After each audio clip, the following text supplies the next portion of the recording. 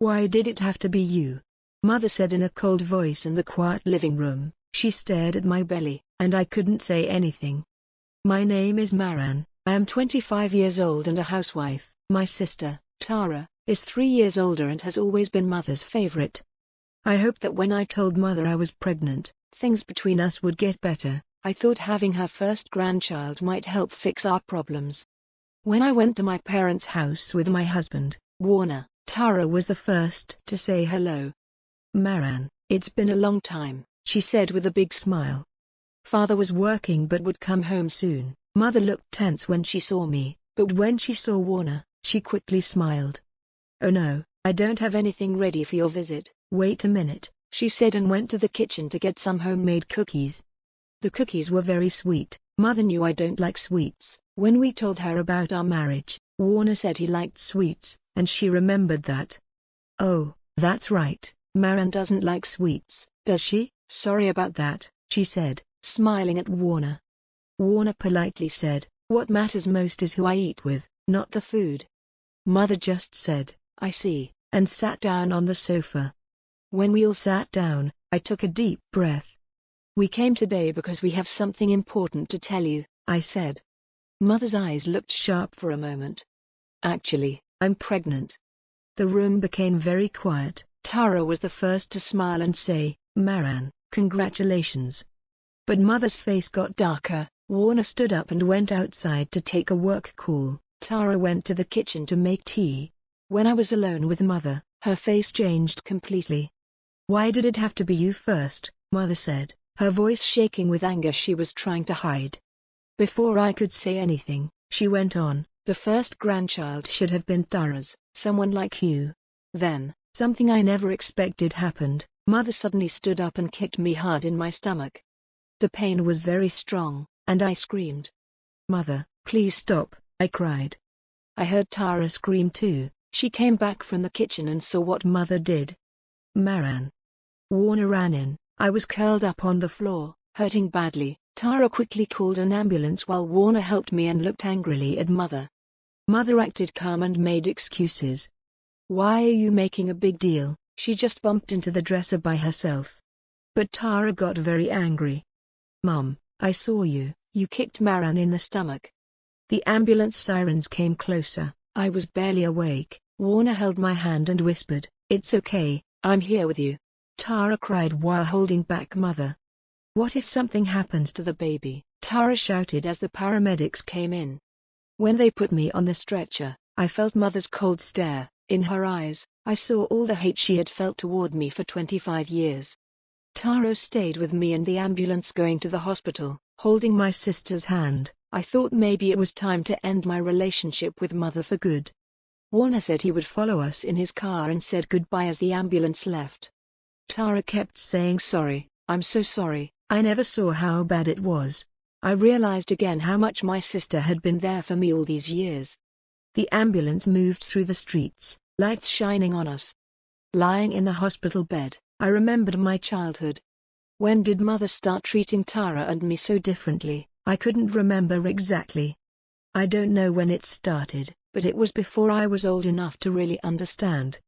Mother was the local beauty queen and still looks very beautiful now. Tara looks just like her. When neighbors said, you're Patricia's daughter, right? Mother would smile with pride.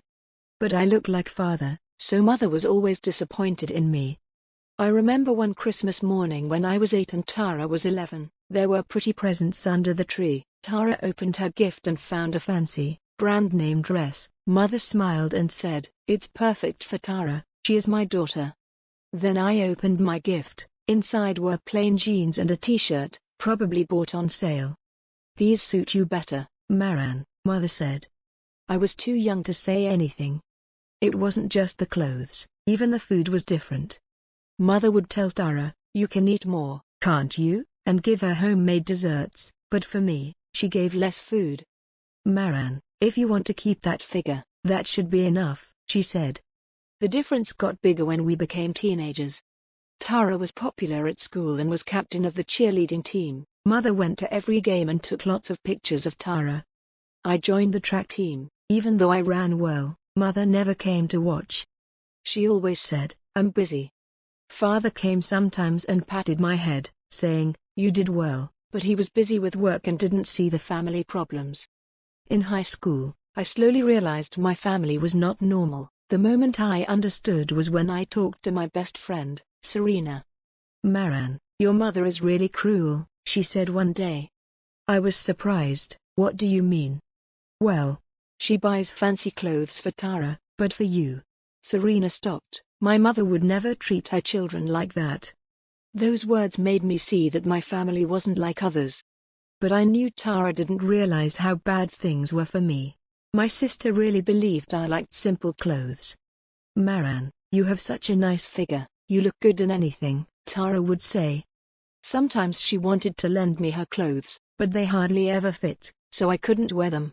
Mother's unfair treatment got worse when Tara or father weren't around. When it was just me and mother, she was very mean. "To think I had to give birth to someone like you, Tara would have been enough. Why can't you be more like her?" Every time she said things like that, I felt like I didn't even matter, but I knew if I cried, she would be even meaner, so I tried hard not to cry. My school friends worried about me. On my 16th birthday, Serena and others threw me a secret party. Mother didn't give me anything, but the pretty makeup my friends gave me is still very special to me. Around then, I decided to leave home. I wanted to be independent right after finishing high school. Mother said, "With only a high school diploma, you won't be anything," but that made me want to prove her wrong even more. Tara went to college, and mother used their savings to pay for her tuition. "It's worth it for Tara," she said proudly. But there was never any money saved for me to go to college. Strangely, this unfairness made me stronger. I kept good grades in school and worked part-time at a diner after class. I saved money and made plans for my future. Now, lying in the hospital bed, these memories play in my mind like a movie. The monitor beeps quietly in the room. I'm glad the doctor said my baby is safe. I'm not the helpless girl I once was. I promise I will never treat my child the way mother treated me. Outside the window, the evening sky turned red. On my second morning in the hospital, Warner came early to visit. I asked, "Is work okay?" He smiled and said, "You're more important." I met Warner 3 years after I finished high school. I remember those days clearly. Right after graduation, I left home. Mother sneered, "You'll be back soon," but I promised myself I would never return. Tara was busy with college and didn't seem to care much about me leaving. The start was hard. While working at the diner, I also applied for office jobs at big supermarkets. When I said, "I only have a high school diploma" during interviews. When I said I only had a high school diploma, the interviewer's face usually became unhappy. But I didn't stop trying. I went to over 30 interviews. Things changed during one interview for a customer service job at an IT company. The HR manager said, "We care more about your experience and how motivated you are than your education." That's how I got my first office job. That's where I met Warner. He was a systems engineer. We first met when he helped me fix a printer problem. "You're always here from early morning until late," Warner said one day. I told him honestly, "I want to learn as much as I can. For someone with only a high school diploma, this job is very important." After that, Warner started visiting my desk sometimes. We talked during coffee breaks and soon began meeting on weekends. As we grew closer, I told him about my family, my problems with mother, my relationship with Tara, and how father didn't care much. I was scared he might want to stay away after hearing all that. But Warner was different. "No one can take away your life," he said, holding me tightly. For the first time, I felt safe enough to cry. He asked me to marry him in the winter of my second year at work. After the company Christmas party, we walked through the lit-up streets and he got down on one knee. He simply said, "Will you marry me?" I said yes right away. I still remember when I went home 2 years later to tell them we were engaged. Mother was cold at first. She said, "No decent man would want a daughter with only a high school diploma." But when she heard about Warner's job, her attitude changed quickly. "Oh my, an engineer." Mother suddenly acted friendly. It made me uncomfortable, but Warner stayed calm and polite. Tara was really happy for me. "Maran, I'm so glad," she said with a big smile and offered to help with the wedding. Father, which was unusual, also said, "He's a good young man." The wedding was small but warm. Mother smiled for show, but whispered to me at the party, "I don't think this will last." But I didn't let her words hurt me anymore. Our new life gave me my first experience of a normal family. Warner's parents welcomed me kindly, like I was their own daughter. My mother-in-law always gave me kind advice when I cooked. "Your dinners are really delicious," she said with true warmth. Work was going well too. Because of my experience, I was even asked to train new workers. Having only a high school diploma was no longer a problem. About a year after we got married, I found out I was pregnant. Warner was so happy and told his parents right away. My in-laws were excited and brought baby catalogs quickly. But I was afraid to tell my own family. If Mother found out, she would probably say something mean. Still, I hoped the baby might help fix our relationship. That hope stayed quietly in my heart. "I'll go with you," Warner said. We called Tara first and set a date. That day now feels like a nightmare. Now, lying here in the hospital bed, I smell the soft scent of the flowers Warner left. His words, "It's our turn now," touched my heart deeply. No matter what Mother thinks, I have my loving husband and our baby coming soon. That's happiness no one can take away. "Mom, it's time for rounds," the nurse's voice brought me back. The monitor beeped quietly as I sighed deeply. The choices ahead won't be easy, but there's no turning back now. "There's a small bone fracture, but the baby is safe," the doctor said. Everyone in the room sighed in relief. Tara held my hand tightly, and Warner nodded. But the relief didn't last. The door opened, Father and Mother came in. "Maran." Father sounded worried. "Tara called us, is it true, did you?" Mother acted calm and made excuses. "Oh, what are you talking about?" Maran just bumped into the dresser. Tara stood up. "That's enough," she said loudly. "I saw you kick Maran in the stomach, Mum." Father looked shocked. "That can't be." Then a hospital social worker came in. "May I speak with you?" she said kindly but firmly. Mother suddenly started crying. "I'm the villain, everyone is against me." But no one believed her. The social worker explained clearly. "This is violence, because Maran is pregnant, it's a serious matter." Mother's face went still. "I can report this to the police," the social worker said. "But if you want time to talk as a family," Tara spoke up. "Maran, let's tell everything now." I took a deep breath. Yes, there's no need to hide anymore.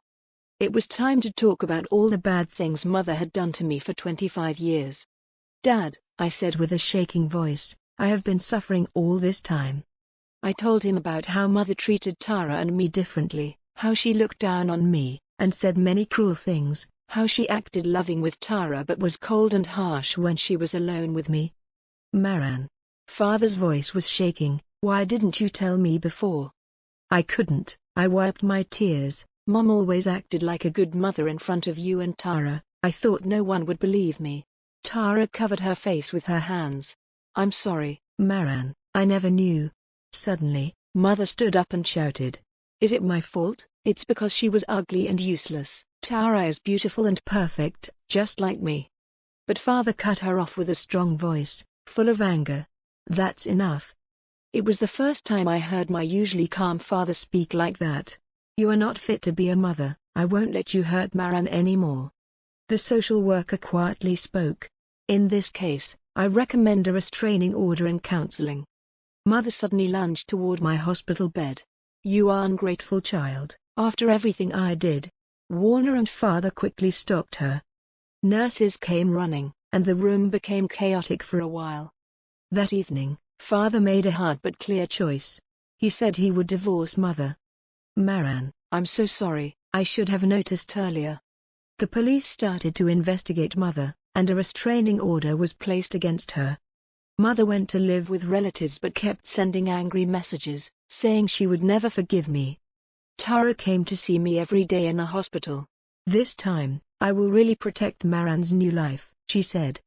Warner's parents visited often, bringing homemade soup.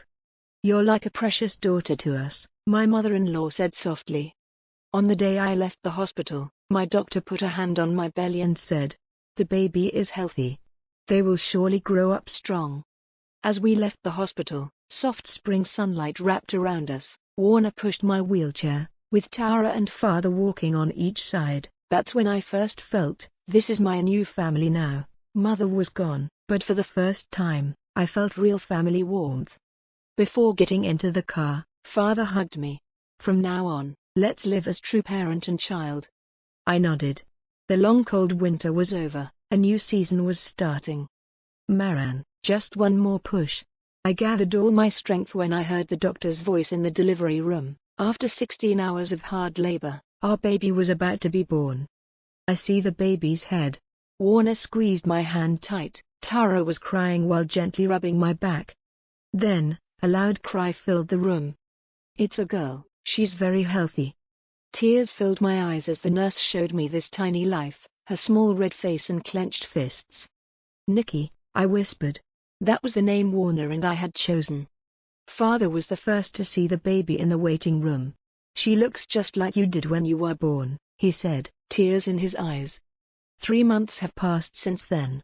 The last time I heard from Mother was a voice message she left while I was still in the hospital. "I'll never forgive you, you made me lose everything." I heard she moved to another state after that. I probably won't see her again. Still, sometimes when I wake in the night, I think about her, not with hate or anger, but as a woman who lost her way and her ability to love. "Maran, I think Nikki's awake, it's time to feed her." Tara brought the baby to me. She now lives in a nearby apartment and visits almost every day. "Hey Maran," she smiled softly, "Nikki has the same eye color as you." Indeed, Nikki's eyes are brown like mine, but her smile, it's just like Warner's. Father recently decided to retire early. His reason? "I want to watch my granddaughter grow up." He visits every weekend to see Nikki and holds her for hours. "Maran," he said one day with a serious face, "you've done so well, you're a wonderful mother." Those words made me cry, words of love and approval I had wanted for years. They healed my old wounds. Warner's parents treat Nikki like their own grandchild. My mother-in-law even knitted baby clothes by hand, saying, "You and Nikki are our precious family." Parenting is not easy. There are nights when we can't sleep because she cries, days when we worry about her health, but someone is always there to help. "If you need anything, just tell me," Tara often says. There's no pretending anymore in her words. I also started going to a support group. I meet other moms with difficult family stories, and we share what we've been through. We listen, we help each other. There, I learned I'm not alone. With everyone's support, I've grown stronger. I even shared my story for the first time at a meeting. On Nikki's 6-month birthday, we had a small party. Father, Tara, Warner's parents, and close friends came. The room was full of smiles and warmth. "Hey," Warner whispered, "are you happy?" The setting sun shone softly on Nikki's sleeping face. Tara and father chatted happily. My in-laws took pictures. "Yes," I smiled. "Very. I won't let any dark shadows touch this child's life. I won't make the same mistakes Mother made. I'll love Nikki with all my heart." As I made this promise, Nikki reached out her tiny hand to me. It felt like she was saying, "It's okay. A new morning is coming." Maybe this is where our real story begins. Outside the window, the spring breeze gently moved the trees,